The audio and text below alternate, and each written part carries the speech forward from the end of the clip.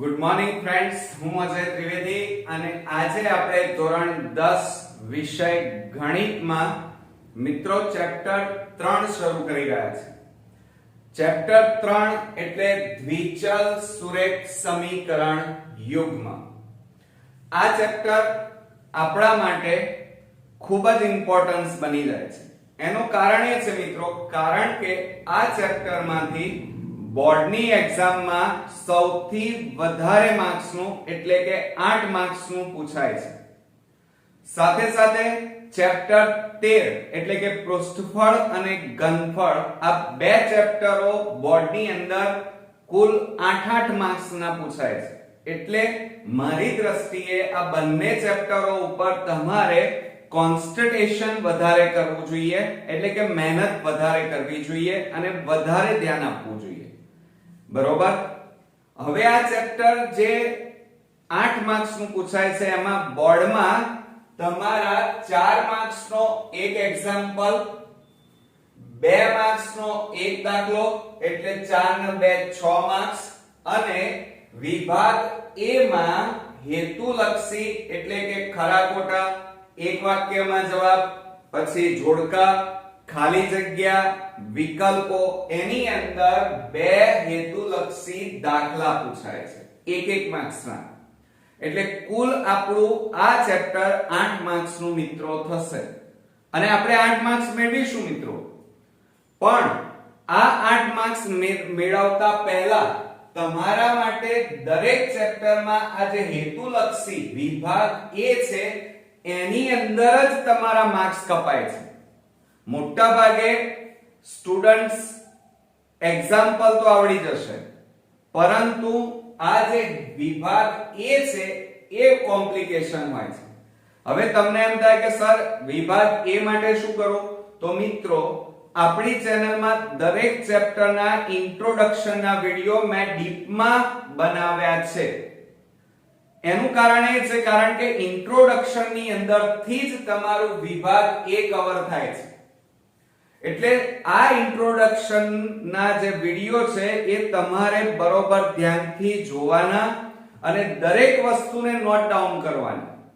બરોબર, જેથી કરીને જ્યારે બોર્ડમાં તમે વિભાગ A સોલ્વ કરતા હોય તો નાનામાં નાની વસ્તુ પણ તમને આવડી જાય. ક્લિયર? તો ચાલો મિત્રો આજે આપણે ચેપ્ટર 3 ના ઇન્ટ્રોડક્શન ના ભાગ 1 માં મળીએ. એટલે આમ તો કુલ 2 ભાગ થશે મિત્રો, અને આજે આપણો આ પાર્ટ 2 થશે. એટલે હું અહીંયા લખી કાઢું આ પાર્ટ 1, અને બીજો ભાગ પણ આપણો બનવાનો છે અને એ છે પાર્ટ 2. Okay, clear? હવે આપણે શરૂઆત કરીએ. આનું નામ શું છે ચેપ્ટરનું? દ્વિ એટલે 2, ચલ સુરેખ સમીકરણ યુગ્મ. હવે મિત્રો આપણને ચલ એટલે શું એ આપણને ખ્યાલ હોવો જોઈએ. હવે આ ચલ એ બેઝિક વસ્તુ છે. ધોરણ 7 અને 8 ની અંદર આપણે ભણી ચૂક્યા છીએ, પણ એ તરફ આપણું ધ્યાન નહોતું અને એ વસ્તુ આપણને ખ્યાલ હોવી જોઈએ મિત્રો. તો જો અહીંયા ચલ કોને કહેવાય? તો જે રાશિની કિંમત બદલાતી હોય તેવી રાશિને ચલ કહે છે. સમજો જરા કે જે રાશિની કિંમત બદલાતી હોય એ રાશિને ચલ કહે છે, અને ચલને દર્શાવવા માટે x, y, z, a, b, c a થી z સુધી કોઈ પણ આપણે સંજ્ઞાનો ઉપયોગ કરી શકીએ છીએ. હવે એક ચલ સુરેખ સમીકરણ કોને કહેવાય? ધ્યાન રાખજો. એટલે ચલમાં તો તમને ખ્યાલ આવી ગયો. હવે એક ચલ સુરેખ સમીકરણ, તો એક ચલવાળા અને આ ચલની એક જ ઘાતવાળા, જોજો હો, એક ચલવાળા અને સાથે સાથે આ ચલની એક જ ઘાત હોય એવા સમીકરણને એક ચલ સુરેખ સમીકરણ કહે છે. યાદ રાખજો આ બધું. આ બેઝિક માહિતી જ્યાં સુધી તમારા ક્લિયર નહીં હોય ત્યાં સુધી તમે મેથ્સમાં 80 માંથી 80 મિત્રો નહીં મેળવી શકો. એકલા એક્ઝામ્પલ ગણી લેવાથી મેથ્સમાં 80 માંથી 80 મળતા નથી, કારણ વિભાગ A આપણો 24 માર્ક્સનો છે અને આ 24 માર્ક્સ મેળવવા એટલે લોઢાના ચણા ચાવવા, એટલે કે દરેક ઇન્ટ્રોડક્શનમાં નાનામાં નાની વસ્તુનો પણ તમને ખ્યાલ હશે તો જ તમે સ્કોરિંગ રિઝલ્ટ લાવી શકશો. ક્લિયર? હવે જુઓ, એક ચલ સુરેખ સમીકરણ એટલે શું? એક ચલ વાળા અને એક ચલ એટલે કાં તો x આપેલો હોય, કાં તો y હોય, કાં તો z, કાં તો a, કાં તો b, કાં તો c, કોઈ પણ એક જ હો. અને એમની ઘાત પણ કેવી હોય? એક જ ઘાત હોય. તો એવા સમીકરણને એક ચલ સુરેખ સમીકરણ કહે છે. ઉદાહરણ લઈએ. દાખલા તરીકે અહીંયા જુઓ 3x y એટલે કે 3x 5 0. આ સમીકરણ છે. હવે સમીકરણની અંદર તમે બરોબર ધ્યાનથી જુઓ તો આની અંદર ચલ કયો છે? x. ચલ કયો છે મિત્રો? એક જ ચલ છે. અને એની ઘાત પણ જુઓ એક જ છે, કશું નથી, એટલે એક કહેવાય. માટે આ સમીકરણને એક ચલ સુરેખ સમીકરણ કહેવાય. ક્લિયર? હવે બીજું એક ઉદાહરણ જોઈએ. 5 3y 0. હવે આ જે આપણને સમીકરણ આપેલું છે મિત્રો, એની અંદર પણ જુઓ y એ એક જ ચલ છે. આ સિવાય x, z, a, b, c એવું કશું નથી, પણ ફક્ત એકલો y એટલે એક જ ચલ આપેલો છે અને એની ઘાત અહીંયા નથી, એટલે એક ઘાત કહેવાય. માટે આવા સમીકરણને પણ એક ચલ સુરેખ સમીકરણ કહેવાય. માટે એક ચલ સુરેખ સમીકરણનું પ્રમાણિત સ્વરૂપ યાદ રાખજો. મોસ્ટ ઇમ્પોર્ટન્ટ વિભાગ A માટે કે ax b બરાબર 0. આ પ્રમાણિત સ્વરૂપ છે. એટલે વિભાગ A માં પૂછાશે કે એક ચલ સુરેખ સમીકરણનું પ્રમાણિત સ્વરૂપ જણાવો. તો આપણને ખ્યાલ હોવો જોઈએ ax b 0. હવે જુઓ, અહીંયા ચલ કયો છે મિત્રો? તો તમે તરત જ કહેશો x. હવે x નો સહગુણક કેટલો છે? a. તો આની શરત છે મિત્રો, આની શરત શું છે કે તમારે આનો જે સહગુણક છે એ સહગુણક 0 ન હોવો જોઈએ. અહીંયા જો 0 મૂકી દો બરોબર તો શું થાય? માની લો ચલો આ y ની જોડે સહગુણક કયો છે? 3. અહીંયા 3 ની જગ્યાએ 0 હોય તો શું થાય? તો તરત જુઓ 5 ઓછા 0 કૌંસમાં y બરાબર 0. તો 5 માઈનસ 0 બરાબર 0. માટે 5 બરાબર 0. તો 5 બરાબર 0 થાય. આવું ક્યાંય સાંભળ્યું છે? ના. એટલે આ શરત છે કે પ્રમાણિત સ્વરૂપ ax b બરાબર 0 જ્યાં a બરાબર is not equal to 0. આ યાદ રાખજો. એટલે એનો મતલબ એ થાય છે કે આ x નો ચલનો સહગુણક જે હોય એ ક્યારેય 0 હોય નહીં. ખબર પડી ગઈ? કેમ? કારણ કે જો 0 હોય તો પછી શું થઈ જાય? 5 બરાબર 0, 8 બરાબર 0, 9 બરાબર 0 અને આવું તો કોઈ શક્ય નથી. ઓકે? હવે આપણે દ્વિચલની વાતો કરીએ મિત્રો. તમે જોયું હશે કે દ્વિચલ સુરેખ સમીકરણ. પહેલું આપણે શું જોયું? ચલ. બીજું એક ચલ સુરેખ સમીકરણ વિશે વાત કરી. હવે આપણે દ્વિચલ સુરેખ સમીકરણ વિશે વાત કરીશું. આ દ્વિચલ સુરેખ સમીકરણ. હવે દ્વિચલ સુરેખ સમીકરણનું પ્રમાણિત સ્વરૂપ યાદ રાખજો, કારણ કે બોર્ડમાં આ બધું જ પૂછાય છે. વિભાગ A માટે તો એની અંદર દ્વિચલ સુરેખ સમીકરણનું પ્રમાણિત સ્વરૂપ ax by c બરાબર 0. આ પ્રમાણિત સ્વરૂપ. હવે આમાં ચલ કેટલા છે? તો જુઓ, આ x એ ચલ કહેવાય, y એ પણ ચલ છે બરોબર. તો ચલ કેટલા આવ્યા મિત્રો? 2. અહીંયા ચલ કેટલા હતા આપણી પાસે? એક જ. એક ચલ હોય તો એક ચલ સુરેખ સમીકરણ, અને જો આ રીતે x અને y બે ચલ આપેલા હોય તો એને દ્વિચલ સુરેખ સમીકરણ કહેવાય. ક્લિયર? હવે બીજી વાત, અહીંયા x ની આગળ જે સહગુણક છે, y ની આગળ જે સહગુણક છે અને આ, તો તો એમાં આ જે સહગુણકો છે એ હંમેશા કેવા હોય? અચળ હોય. કેવા હોય? અચળ. એ કિંમત ક્યારે બદલાય નહીં. માનો અહીંયા a ની જગ્યાએ 3 4, અહીંયા b ની જગ્યાએ 5 7 9 કોઈ પણ આપેલા હોય, c ની જગ્યાએ -9 -5 કંઈ પણ આપેલા હોય, અને એ પદો ક્યારે બદલાય નહીં મિત્રો. બરોબર? ક્લિયર થઈ ગયું?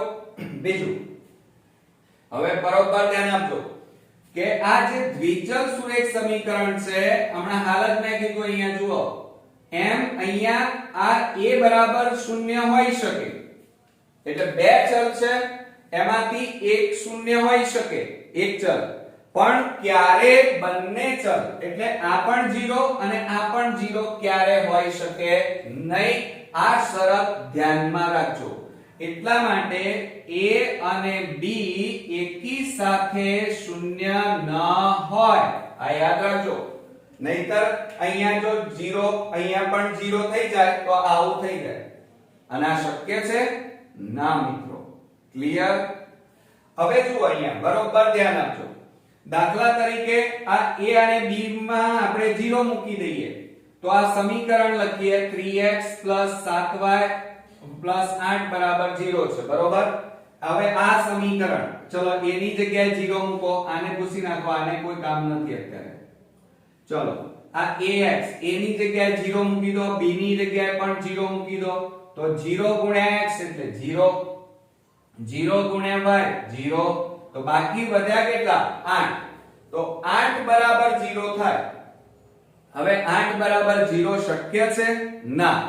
એટલે આ શરત આપણી છે, બરોબર ધ્યાન રાખો, a અને b બંને એકી સાથે 0 ક્યારે ન હોઈ શકે. હા, એવું બની શકે કે આ a એકલો 0 હોઈ શકે, કાં તો એકલો b 0 હોઈ શકે. બરોબર? હવે બરોબર જોજો, આ તો તમને ખ્યાલ આવી ગયો ને. અચ્છા, ચાલો આપણે a બરાબર 0 મૂકો આની જગ્યાએ, તો શું થશે? 0x by c બરાબર 0. માટે આનું શું થાય? 0 by c બરાબર 0. માટે by c બરાબર 0. અહીંયા કેટલા ચલ મળ્યા મિત્રો? એક ચલ. એક જ ચલ છે ને? તો હંમેશા યાદ રાખજો કે દ્વિચલ સુરેખ સમીકરણ એ એક ચલ હોઈ શકે. મળે ને એક ચલ? દ્વિચલ સુરેખ સમીકરણ એ એક ચલ હોઈ શકે. જો આ એક જ મળે ને, હતું શું? દ્વિચલ. આ શેનું છે? દ્વિચલનું. પણ a ની જગ્યાએ 0 મૂકી દીધો તો આપણને શું મળ્યું? એક ચલ સુરેખ સમીકરણ મળી ગયું. તો હવે આપણે અહીંયા જુઓ, હું તમને કેટલીક વસ્તુ સમજાવી દઉં. એટલે એનો મતલબ એ થયો કે a², ધ્યાન રાખજો કે a² + b² is not equal to 0. બરોબર? હવે આ મેં ઉદાહરણ આપ્યા છે એ એક ચલ સુરેખ સમીકરણના છે અને આ દ્વિચલ સુરેખ સમીકરણના છે. હવે જુઓ અહીંયા શું આપ્યું છે આપણને? 3x + 8 બરાબર 0. અહીંયા કેટલા ચલ છે? 1. એટલે આ એક ચલ સુરેખ સમીકરણ કહેવાય. અહીંયા જુઓ 5y + 3 બરાબર 0. તો ચલ કેટલા છે? 1. એટલે આ પણ એક ચલ. 7y બરાબર 0. તો y આપેલા છે અને y ની આગળ 7 છે, એટલે આ એક ચલ સુરેખ સમીકરણ કહેવાય. એક ચલ આપેલો હોવો જોઈએ. અહીંયા 9x - 8 બરાબર 0. તો અહીંયા ચલ કેટલા છે? 1 અને 1 ની આગળ 9 છે, એટલે આ પણ એક ચલ સુરેખ સમીકરણ કહેવાય. 5 - 7y બરાબર 0. તો આનો મતલબ એ થયો કે આ એક ચલ છે, એટલે એક ચલ સુરેખ સમીકરણ કહેવાય. જોજો બરોબર. હવે આ એક ચલ છે ને એ દ્વિચલ હોઈ શકે. શું કીધું મેં? એક ચલ છે એ દ્વિચલ હોઈ શકે. કેમ? કારણ કે આગળ તમારા બીજા ચલ છે એની કિંમત કેટલી લીધેલી હોય? કદાચ 0 લીધેલી હોય, તો 0 અહીંયા છે જ નહીં ગણતરીમાં, એટલા માટે. હવે આ દ્વિચલ સુરેખ સમીકરણ છે કે નહીં ક્લિયર કરીએ. જુઓ અહીંયા એક ચલમાં અહીંયા ચલ કેટલા છે આપણી પાસે? 9x - 7y + 5 બરાબર 0. તો ચલ કેટલા છે 1 અને 2 અને બંનેની આગળ 0 નથી એટલે આ દ્વિચલ. હવે જુઓ અહીંયા ચલ 2 છે પણ બંનેની આગળ શું છે 0, અહીંયા પણ 0 અને અહીંયા આપડા આખી શું લખ્યું છે જુઓ વાંચો કે a અને b એકી સાથે શૂન્ય ન હોય. અહીં તો બંનેમાં શૂન્ય છે તો આ દ્વિચલ સુરેખ સમીકરણ નથી એમ કહેવાય. આ બધું વિકલ્પોમાં 1 માર્ક્સમાં પૂછાવાનું છે મિત્રો, એટલે બરોબર ધ્યાન આપજો. હવે જુઓ અહીંયા 7x 0y 8. હવે જુઓ અહીંયા ચલ કેટલા છે 2 અને મેં શું કીધું કે બે ચલમાંથી એક ચલમાં 0 હોય તો ચાલે. તો અહીંયા એક જ ચલની આગળ 0 છે જ્યારે બીજા ચલમાં તો 7 છે એટલે આ દ્વિચલ સુરેખ સમીકરણ કહેવાય. બરોબર. હવે અહીંયા જુઓ 9x 3 0. અહીંયા ચલ કેટલા છે 1 અને એક ચલ હોય તો એને એક ચલ સુરેખ સમીકરણ કહેવાય. આને પણ કહેવાય, એક જ ચલ છે એટલે. અને આમાં નીચે બીજું જુઓ 5y 5 0. તો આમાં ચલ કેટલા 1 જ. એટલે આ બંને સમીકરણો એક ચલ સુરેખ સમીકરણ છે. સાથે સાથે અહીંયા y એટલે કે બીજો ચલ, આમાં પણ બીજો ચલ એ શું હશે કદાચ શૂન્ય પણ હોઈ શકે. અને જો બીજો ચલ શૂન્ય હોય, એક ચલ શૂન્ય ન હોય તો એ એક ચલ પણ હોઈ શકે અથવા એને દ્વિચલ પણ કહેવાય. દ્વિચલ સુરેખ સમીકરણ કહેવાય. એટલે આ બધા જુઓ એક ચલ વાળા સુરેખ સમીકરણ છે. એટલે આ એક ચલ તો કહેવાય પણ સાથે સાથે આ બધા સમીકરણને દ્વિચલ સુરેખ સમીકરણ પણ કહેવાય. ક્લિયર મિત્રો? એટલે આ રીતે તમને ખ્યાલ હોવો જોઈએ કે એક ચલ કોને કહેવાય, દ્વિચલ કોને કહેવાય, દ્વિચલમાં કઈ શરતો લાગુ પડે છે, આ બધી જ બાબતોનું ધ્યાન તમારે રાખવાનું છે. બરોબર. હવે ત્યાર પછી આગળ વધીએ. એકચલ સુરેખ સમીકરણ અને દ્વિચલ સુરેખ સમીકરણ તો ભણી ચૂક્યા અને સમજ્યા પણ ખરા. પણ એક શબ્દ અહીંયા નવો આવ્યો. કયો આવ્યો? યુગ્મ શબ્દ આવ્યો. કયો? યુગ્મ. હવે યુગ્મમાં ધ્યાન રાખજો, દ્વિચલ સુરેખ સમીકરણ યુગ્મ એટલે એનો મતલબ એ થાય કે બે સમીકરણો જોડાયેલા હોય. બે સમીકરણો લેવા પડે. હવે દ્વિચલ સુરેખ સમીકરણનું પ્રમાણિત સ્વરૂપ કયું? તો આપણે અહીંયા જ લખ્યું છે. જુઓ આ દ્વિચલ સુરેખ સમીકરણનું પ્રમાણિત સ્વરૂપ કયું? ax by c 0. Okay, clear? પણ અહીં તો યુગ્મ કીધું છે. યુગ્મ એટલે બે વાર આવે, બે સમીકરણ આવે સરખા એના એ, તો બંનેનું પ્રમાણિત સ્વરૂપ તો આ થાય. હવે તમે જુઓ બંને કેવા છે? સેમ. સેમ એટલે સરખા. હવે બંને સેમ ટુ સેમ તો હોય નહીં, એમને અલગ પાડવા પડે. તો અલગ પાડવા માટે આપણે શું લખીએ છીએ? અહીંયા જુઓ બરોબર, અહીંયા a1 b1 c1 0. શું? a1x b1y c1 0.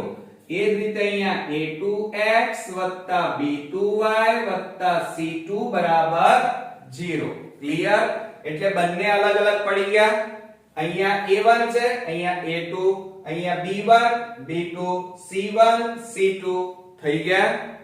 હવે એની અંદર આ બંનેમાં ચલ કેટલા? તો એક આ a અને b એ ચલ કહેવાય. જ્યારે આ c છે ને એ અચળ પદ છે. કયું પદ છે મિત્રો? અચળ. એ ક્યારે બદલાય નહીં. હવે એના માટેની શરતો કઈ? તો આપણે અહીંયા ધ્યાન રાખજો કે a1 b1 is not equal to 0.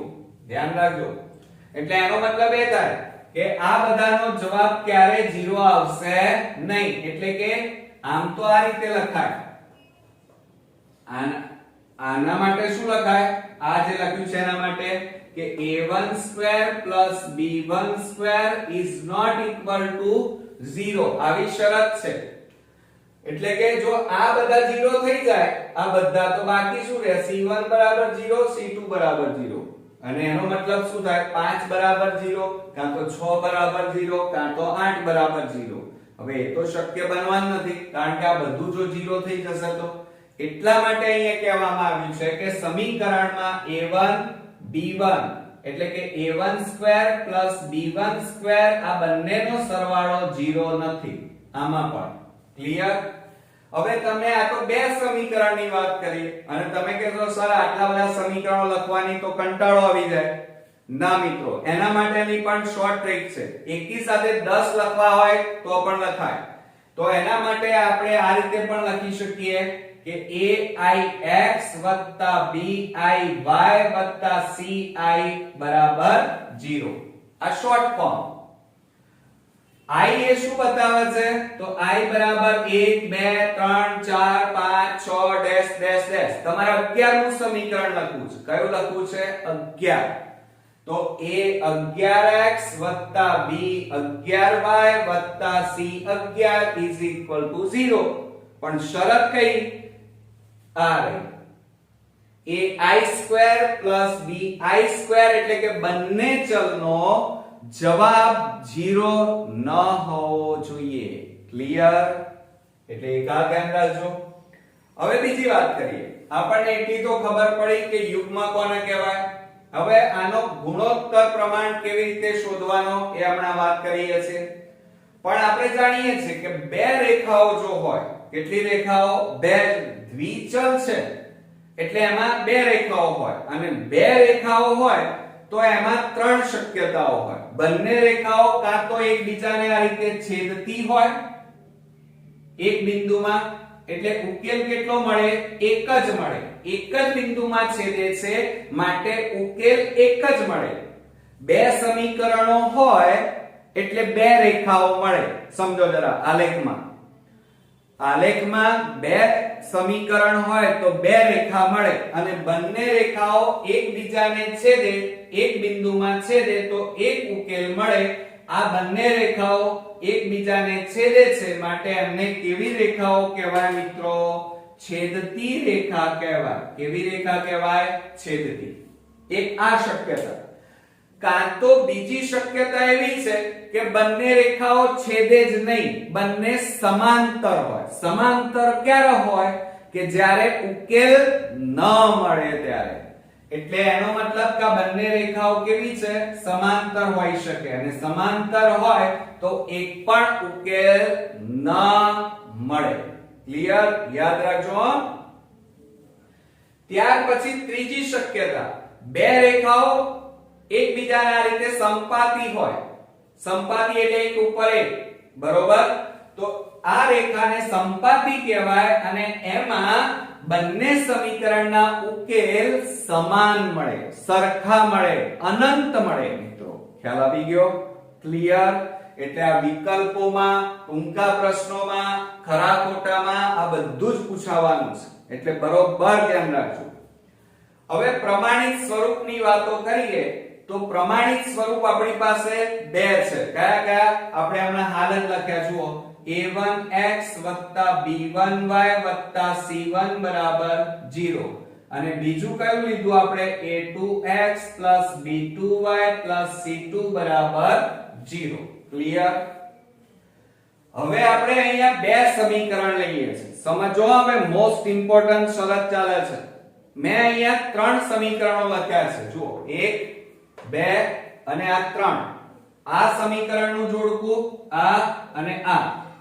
હવે આપણે જુઓ આ a1 બરાબર 3, પછી b1 બરાબર 4, c1 બરાબર કેટલા આવે?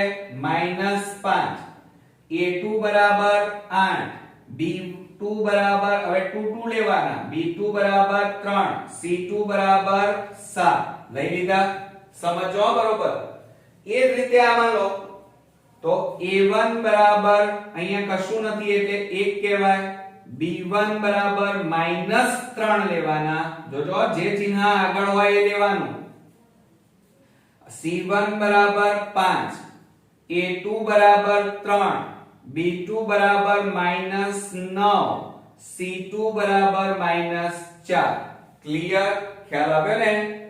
હવે એ જ રીતે ત્રીજા સમીકરણો માટે a1 બરાબર 2, b1 બરાબર 5, c1 બરાબર -3, a2 બરાબર 4, b2 બરાબર 10 અને c2 બરાબર -6. ક્લિયર થઈ ગયો મિત્રો? હવે એમના ગુણોત્તર પ્રમાણ શોધીએ. ગુણોત્તર પ્રમાણ એટલે કેવી રીતે? a1 a2, b1 b2, c1 c2. a1 a2 એટલે 3/8. જોજો બરોબર, હવે સમજજો બરોબર. 3/8. પછી b1 b2 બરાબર 4/3 અને c1 c2 બરાબર -5/7. આ ગુણોત્તર પ્રમાણ લીધા. બરોબર? એ જ રીતે આ બાજુ જાઓ તો a1 a2 એટલે 1/3, b1 b2 એટલે માઈનસ કેટલા થાય? -3/9. માઈનસ માઈનસ પ્લસ 3 તારી 9, છેદ ઉડી જાય એટલે 1/3 આવે. ક્લિયર? સમજો. અને c1 c2 બરાબર 5/4. બરોબર? હવે ત્રીજામાં વાત કરીએ તો ત્રીજાની અંદર શું થાય? a1 a2 એટલે 2/4, b1 b2 એટલે 5/10, છેદ ઉડાડી દેવાના હો. c1 c2 એટલે -3/6. હવે છેદ ઉડાડી દો. ચાલો આ બધામાં છેદ ઉડાડીએ તો જોજો હો, જગ્યા નથી એટલે હું અહીંયા લખું છું કે a1 a2 બરાબર 2 4 એટલે 1/2, b1 b2 બરાબર 5 2 10 એટલે 1/2 અને c1 c2 બરાબર માઈનસ માઈનસ પ્લસ 3 2 6 1/2. ક્લિયર? હવે તમે બરોબર ધ્યાનથી સમજી લો કે a1 a2 એટલે 3/8, b1 b2 એટલે 4/3 અને c1 c2 એટલે -5/7. ત્રણેય સરખા છે? ના. કોઈ બે સરખા છે? ના. અહીંયા કહેવાનો મતલબ પહેલા બે સરખા નથી એટલે ત્રીજાની તો વાત જ નહીં કરવાની, ત્રીજું તો ના જ સરખું હોય. એટલે કોઈ બે સરખા નથી. આ બે સરખા નથી એટલે a1 a2 is not equal to b1 b2. Clear? અને જ્યારે એક પણ સરખા ના હોય ત્યારે એ સમીકરણો એકબીજાને એક અને માત્ર એક જ બિંદુમાં છેદે એટલે ઉકેલ કેટલો મળે? એક જ મળે. એક બિંદુમાં છેદે મિત્રો અહીંયા. એટલે એ રેખાઓ, એ બે રેખાઓ એકબીજાને એક અને માત્ર એક બિંદુમાં છેદે માટે આ કેવી કહેવાય? સુસંગત આલેખ મળ્યો એમ કહેવાય. કેવી સંખ્યા કહેવાય? સુસંગત. ક્લિયર? હવે આગળ વધીએ. હવે અહીંયા જુઓ a1 a2 એટલે 1/3, b1 b2 એટલે 1/3, c1 c2 અલગ છે. હવે જુઓ આ બે સરખા છે, આ બે ના જવાબ 1/3 1/3 એટલે a1 a2 બરાબર b1 b2 is not equal to c1 c2. એટલે કે આ પહેલા બે સરખા છે, છેલ્લો સરખો નથી એટલે is not equal to લખ્યું. સમાન નથી. પહેલા બે સરખા છે પણ ત્રીજું ઉકેલ સરખો નથી. તો જ્યારે આવી રચના આવે ત્યારે હંમેશા એનો ઉકેલ મળે નહીં. કોઈ બે સરખા ના હોય, ધ્યાન રાખો.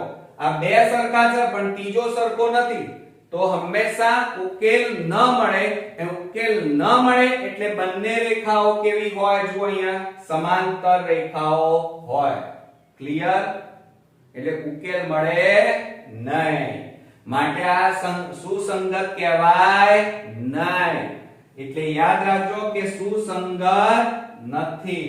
જ્યારે અહીંયા એક ઉકેલ મળે છે માટે સુસંગત કહેવાય. ક્લિયર? હવે છેલ્લામાં જુઓ અહીંયા ત્રણેયના જવાબ કેવા આવ્યા? સરખા આવ્યા મિત્રો. ત્રણે ત્રણ સરખા. a1/a2 b1/b2 c1/c2. ત્રણેયના ઉકેલ સરખા છે. સરખા હોય તો એ રેખાઓ બધી એક જ રેખા ઉપર હોય, બધા ઉકેલ એક જ રેખા ઉપર હોય તો એ સંપાતી રેખા કહેવાય. સંપાતી રેખા ઉપર અનંત ઉકેલ મળે. કેવા ઉકેલ મળે? અસંખ્ય. કારણ કે આ એક રેખા આ રીતે દોરીએ તો એના ઉપર 1 2 3 4 5 6 7 8 અસંખ્ય ઉકેલ મિત્રો મળે. કારણ કે રેખા અનંત સુધી વિસ્તરેલી છે. ક્લિયર? માટે અહીંયા અનંત ઉકેલ મળે છે. માટે આ કેવી કહેવાય? સમીકરણ સુસંગત છે. એટલે a1/a2 b1/b2 c1/c2 ત્રણે સરખા હોય તો સંપાતી રેખા મળે અને આ ઉકેલ કેવા હોય? સુસંગત હોય. ક્લિયર? એટલે આમાં ઉકેલ અનંત મળે, આમાં ઉકેલ મળે નહીં. અને આ કેવા કહેવાય? સુસંગત નથી. અને આ એક બિંદુમાં છેદે તો ઉકેલ કેટલા મળે? એક જ. અને સુસંગત છે. ક્લિયર મિત્રો? તો આ હતો આપણો ભાગ 1. એની અંદર આપણે જોયું ને તમે બધાએ કે વિભાગ A માટે ઘણું બધું ઇમ્પોર્ટન્સ છે આપણી પાસે, જે આપણને દાખલાઓમાં નથી આવવાનું. અને વિભાગ A ની અંદર 2 માર્ક્સ નું પૂછવાનું છે. અને આ 2 માર્ક્સ માટે પણ આપણે મહેનત કરી રહ્યા છીએ. બીજી વાત, તમારે આ ભાગ 1 આખો ચોપડામાં આ રીતે ઉતારી દેવાનો, સરસ રંગીન પેનોનો ઉપયોગ કરી અને આ વિડિયો બરોબર 2 વાર 3 વાર જોઈ લેવાનો, જેથી કરીને આખું વર્ષ દરમિયાન તમારે કોઈ વસ્તુ ભૂલાય નહીં. ક્લિયર? નેક્સ્ટ વિડિયોમાં ભાગ 2 માં ખૂબ જ અગત્યના ટોપિક સાથે ફરી મળીએ. ત્યાં સુધી ગુડ નાઈટ મિત્રો.